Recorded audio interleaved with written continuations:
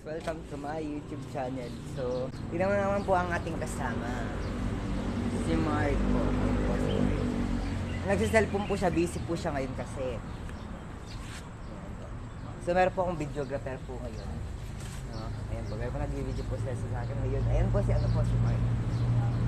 Ayan busy po talaga siya sa pag-cellphone. Uy, huwag mong ganyan yung camera.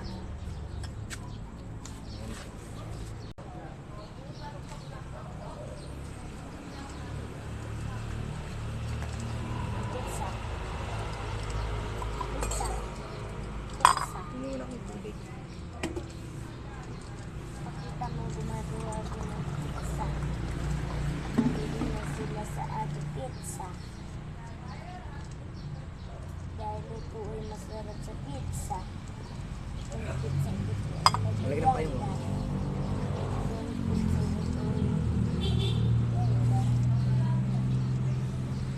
Pizza. So, dapat meron kaming prank. Ay! Bilit ko muna yun. So, dapat talaga meron kaming prank. Kaya lang, hindi natuloy kasi wala yung mga iba, tsaka ayun naman, iba. Ayaw mag-senior. Kasi namimiss ko na yun eh. Namimiss ko yung pa magpa-prank. Tingnan mo guys, magagawa ako ng pizza. Bili na Pizza. Tapos nagsasaling isang si Mike. At dito.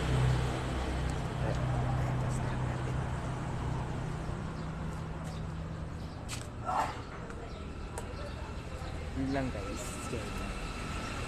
Meron ba tayong pa-vlog? Wala pa yung mga iba nating kasamang estudyante. Ay, estudyante ako rin magtuturo ngayon. Para sa akin, nung nabasa ko tong verse na to, is yung Lord, I will follow you wherever you go. Na yung unang pumasok sa isip ko is kung saan man ako pumunta, kung ano man gagawin ko.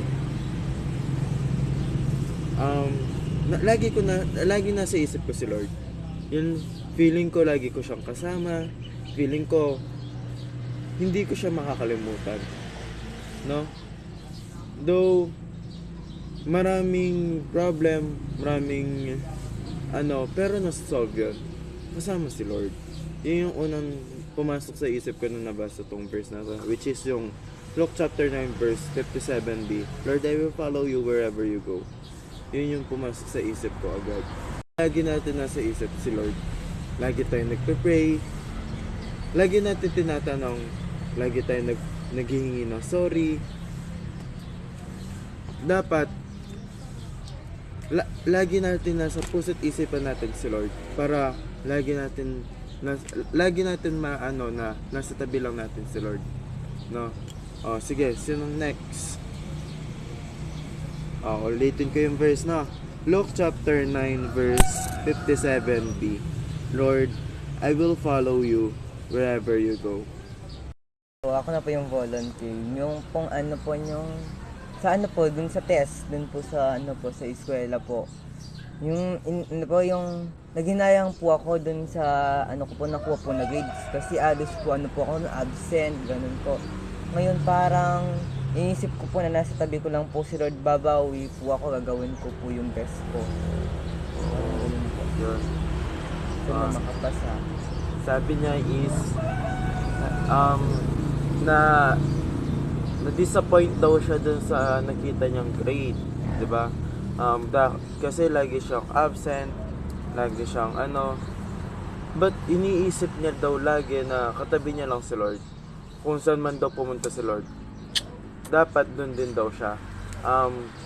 Gagawin niya daw is babawi siya next quarter, which is this quarter is quarter 2, 'di ba?